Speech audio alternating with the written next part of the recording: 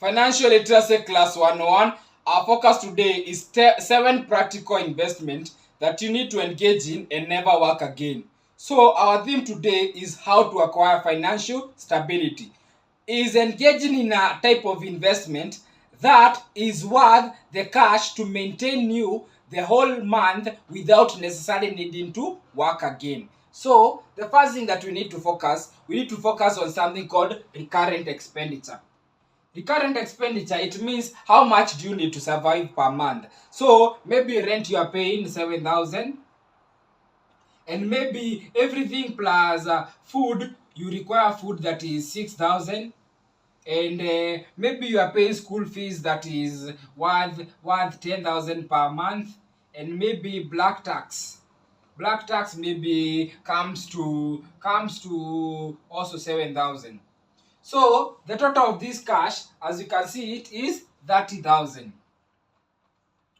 30,000. So financial stability is in engaging in that type of an investment that will be able to give you 30,000 per month, so you will really not need to work again. So this is very different from the retirement plan, because the retirement plan is offered to these people who work for the government. They are permanent and pensionable. At the end of the duration of work, when they are going home, the government normally give them around some amount of money that they can be able to start business. But now for you, since you do not have a business, or maybe you are in GAF, I want to take you through 7 practical investments that you need to engage with, so that you will never need to work again. So something we focus is there's a tutorial that I've created in my YouTube that talks about the difference of an investment and a business. A business is high risk. I really do not advise people to engage into a business, since kama hauko kwa ground, kama huna wakati ya kukua kwa ground, wacha business, come to the investment, because it is low risk and it is low returns, and you have your surety. There's not you have your returns you will be able to receive them. So the first thing we focus in is real estate. I'm sure you'll ask me, engaging in real estate. Real estate, you can engage in one thing. If you have the whole capital, you can engage in real estate, and you'll be able to succeed. You'll be able to get monthly. You'll be able to acquire that more than that 30,000, which is the recurrent expenditure, which is what you survive with per month. And once you are able to have something that is earning that cash, now you are financially stable. You really do not need to work to get that, to maintain yourself, since already money is working for you. Another way to engage in real estate is something we call REITs, Real Estate Investment Trust. So this real estate investment plan, if you are paid that 40,000 per month, and you can be able to spare 15,000, it is possible to join these rates at 15,000, whatever amount. Since these rates, you meet, maybe they want to invest in 1 billion. So they normally invest in real estate. They'll construct houses and they develop them and be able to be collecting monthly rent. But to you, they'll be giving you dividends quarterly. You get it? So you can engage, maybe you'll meet, maybe one share at the moment is being sold 100,000, 100 shillings. As low as 100 shillings. So with your 1,500, you will be able to buy 150 shares.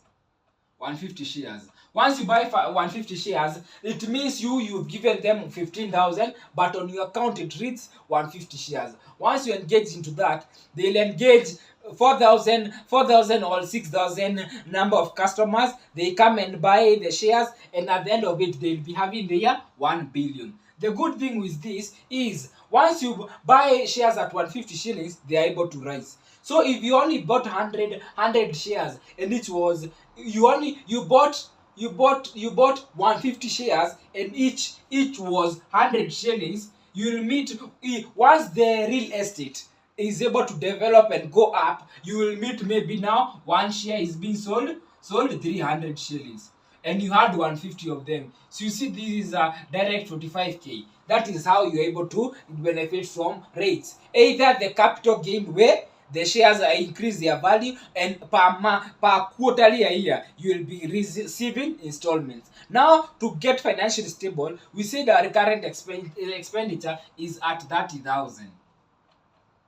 Hiyo ndio tunatafuta at 30,000. Tukitafuta 30,000, so unaona if you are able to invest into rates and is getting 120,000 in every 4 months, usha achieve your financial stability. Shares and stocks, remember, you can invest as low as 100 shillings. You get it? So sometimes you need to invest the shares and stocks that will be able to give you 30,000 per month. You get it?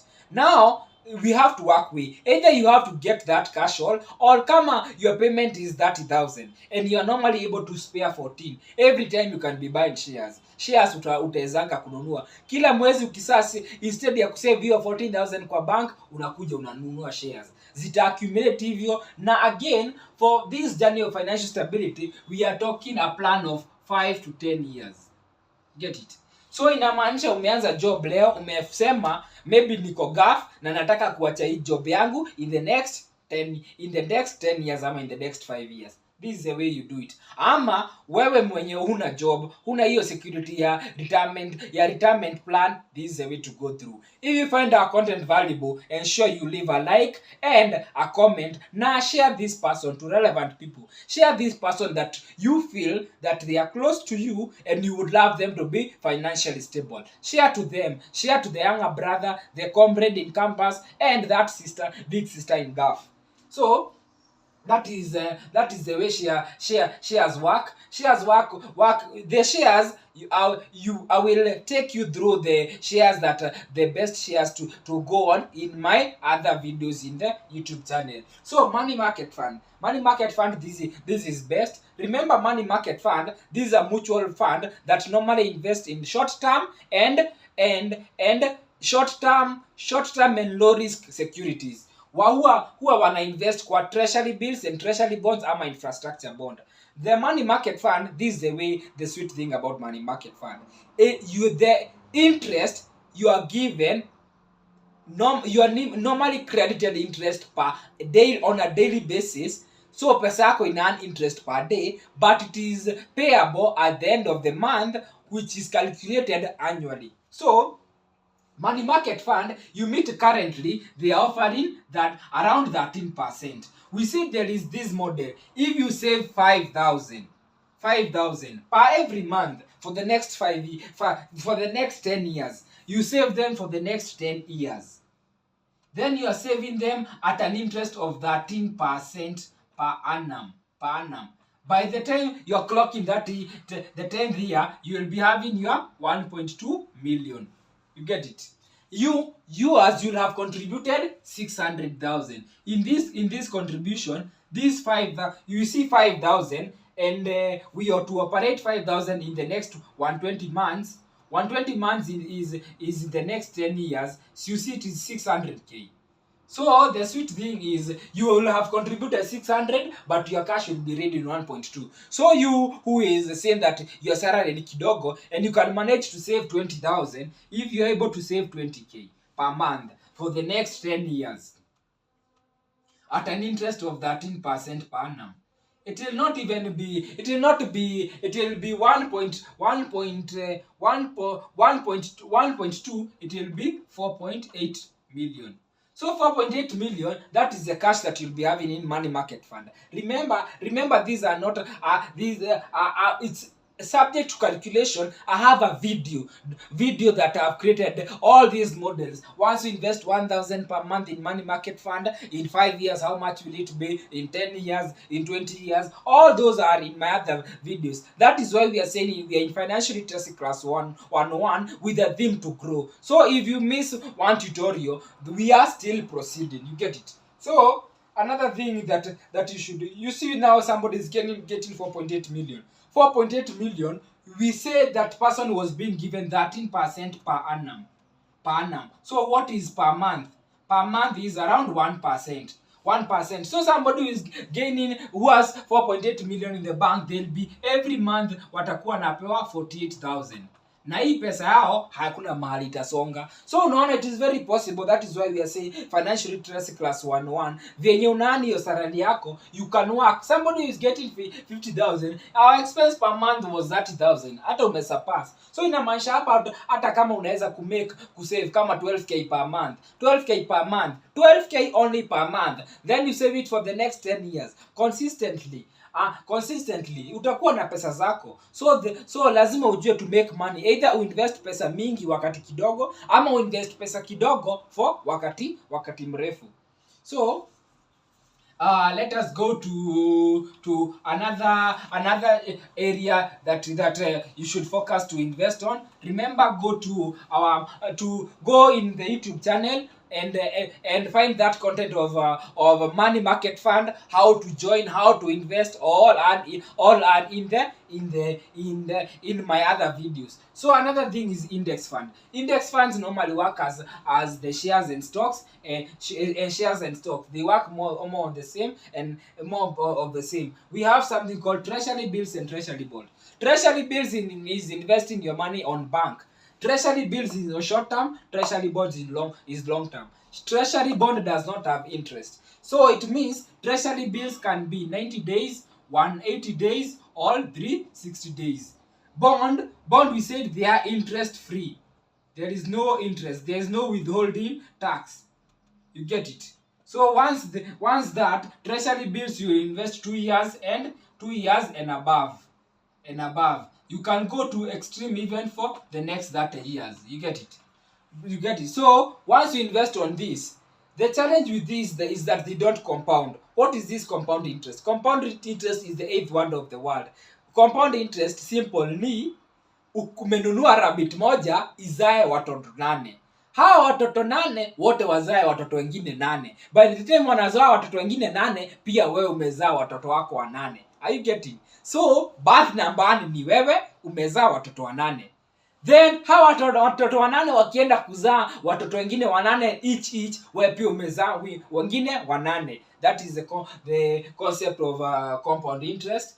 And it's well explained. Saccos might not work with those people in Gulf, and Saccos, this is the way people from working in the same environment. Kama police sacco inamaanisha police ni wa police. Kama mwalimu sacco, walimu wanakuja pamoja, wana save pesa yao pamoja, then wana lend. Ukiqualify zile terms pale wameindicate, na wewe ni member hiyo chama, wanakulend pesa at an interest, na wanakuwa na collateral ili utalipa interest. Hiyo interest inadividiwa amongst the members, then our members wanapewa kama dividends. You get it? Kumbuka sako kuna fosa na bosa, na nizo zote nimezieleza in video yenyewe, nimeeleza kuhusu Saccos.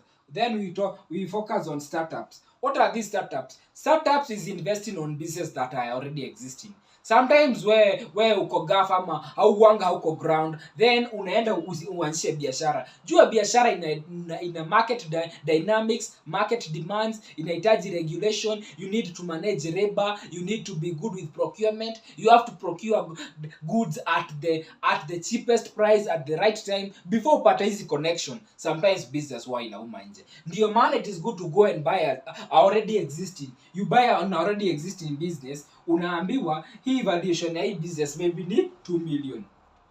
Ama hii business ni 1 million. Ukishaambiwa 1 million, unaitisha paperwork. Wanakuonyesha zile vitu wananunuanga, venye wanapikanga.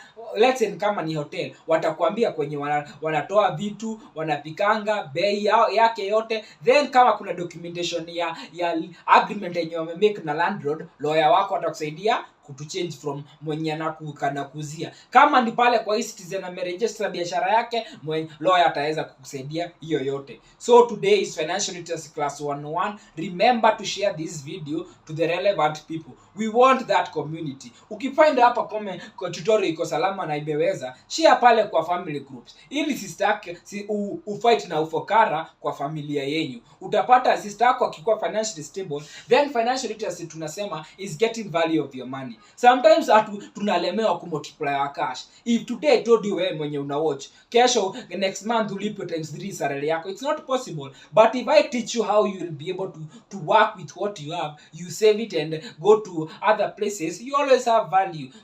Acha like na comment. Sasa asante.